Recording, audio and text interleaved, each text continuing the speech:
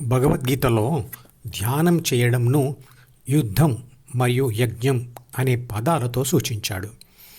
మనిషి తాను బాధించే ఏ ఆలోచనలను పట్టుకొని విషాదం అనుభవిస్తున్నాడో ఆ ఆలోచనల నుండి తనను తాను విడిపించుకోవడానికి చేసే ప్రయత్నంను యుద్ధం అన్నాడు. అలాగే ఏబీసీ శ్వాస మీద ధ్యాస పెట్టడంను యజ్ఞం అన్నాడు. శ్వాస మీద ధ్యాస పెట్టడాన్ని భగవద్గీతలో యజ్ఞం అని ఎందుకు అన్నారు అంటే, ఎప్పుడైతే ధ్యాన సాధకుడు అంటే చిత్రపటంలో చూపించిన ఏబీసీ ఏదో ఒక కారణంతో ధ్యానం చేయాలని నిర్ణయించుకొని ధ్యాన పద్ధతి తెలుసుకొని తన ధ్యాసను జ్ఞాపకాల పుస్తకం డిలోని ప్రాపంచిక సమాచారం మరియు కోరికల మీద నుంచి మళ్లించి హెచ్ అంటే హృదయం మీద పెట్టినప్పుడు ఆ సమయంలో డిలోని ప్రాపంచిక సమాచారం మరియు కోరికలు ఉపయోగించబడవు. ఇంతకుముందు వాడని ద్వితీయ మనసు మాడిపోతుంది అని తెలుసుకున్నాం కదా. అంటే ద్వితీయ మనసులో ఉన్న వాడని అహం మరియు ప్రాపంచిక సమాచారం మరియు కోరికలు మాడిపోతాయి. అలా మాడిపోవడాన్ని అవి హృదయాగ్నిలో భస్మం అవుతున్నట్లుగా భగవద్గీతలో చిత్రీకరించారు. అగ్ని వెలిగించి చేసే యజ్ఞంలో సమిధలను కూడా ఒక్కొక్కటిగా యజ్ఞగుండంలో అంటే అగ్నిలో వేస్తూ భస్మం చేస్తుంటాం. అదేవిధంగా ఏబీసీ అంటే ప్రాపంచిక ఆత్మ హృదయంలో ధ్యాస పెట్టడం వల్లనే కోరికల నుంచి విడిపోతున్నాం. అంటే కోరికలు భస్మం అవుతున్నాయి కదా. అలా కోరికలను భస్మం చేయడం ఎక్కడ జరుగుతుంది అంటే హృదయంలో ఏబీసీ ధ్యాస పెట్టడం వలన. అందువల్లనే అది యజ్ఞం అనబడుతుంది. హృదయం అనే అగ్నిగుండంలో కోరికలు అనే సమిధలు భస్మం అవుతాయి. కానీ భగవద్గీత చెప్పిన ధ్యాన యజ్ఞం యొక్క ఫలితం బయట చేసే భౌతిక హోమగుండాల వల్ల కానీ ఇంకా ఏమి చేసినా దొరకదు. అవన్నీ బాహ్యమైనవి మరియు పదార్థ ఆధారితమైనవి. కానీ ధ్యాన యజ్ఞం హృదయంలో ప్రాపంచిక ఆత్మ చేయవలసింది.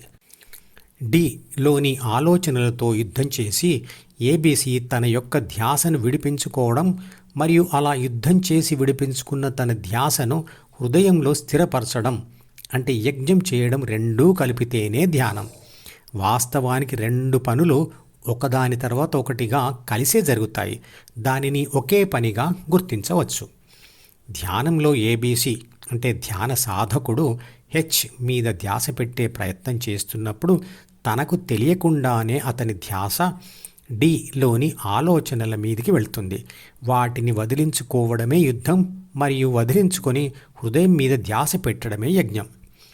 ధ్యానం ద్వారా పొందే సుఖంలోనే భౌతిక సుఖాలకు మించిన అమిత సుఖం ఉంది అని అంటారు. అది ఎలాంటి సుఖం? అది ఎంతవరకు నిజం?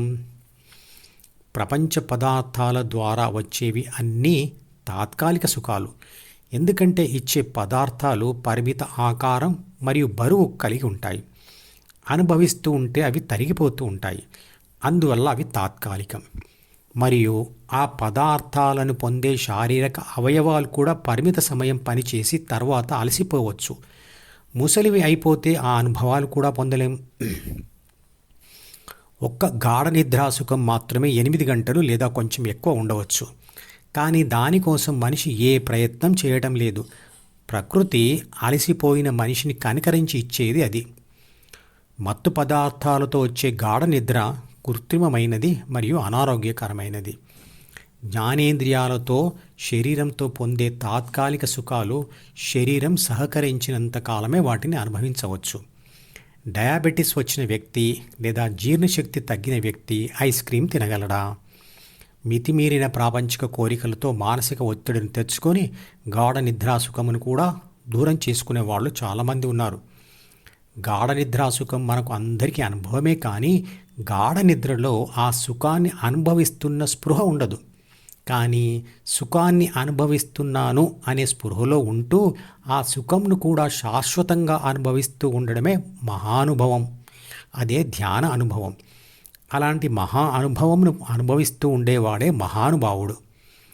ధ్యాన తొలి దశలో ధ్యానం మొదలుపెట్టిన కొద్దిసేపటికి నిద్ర వస్తుంది.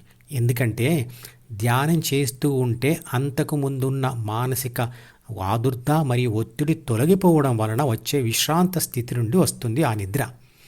కానీ తుది దశలో ధ్యాన తుది దశలో ఆ నిద్ర మాయమైపోయి 24 గంటలు కూడా గాఢ నిద్రలో ఉండే నిశ్చలత, సుఖంతో పాటు దానిని అనుభవిస్తున్న స్పృహ కూడా ఉంటుంది. ఆ ధ్యాన అనుభవం మద్యం మరియు మత్తుమందులు ఇచ్చే సుఖం కంటే ఎన్నో రెట్లు గొప్పదైన అనుభవం మరియు ఆరోగ్యకరమైనది. మధుపదం యూట్యూబ్ ఛానల్లోని ప్రతి వీడియోకి ఒక నెంబర్ ఇవ్వబడింది. 1వ నంబర్ వీడియో నుండి మొదలుపెట్టి వరుసగా చివరి వీడియో వరకు చూస్తేనే ఆత్మశాస్త్రం సంపూర్ణంగా అర్థమవుతుంది. ఈ వీడియో డిస్క్రిప్షన్లో ఉంచిన మధుపదం ప్లేలిస్ట్ లింక్ ద్వారా అన్ని వీడియోలు వరుసగా చూడవచ్చు.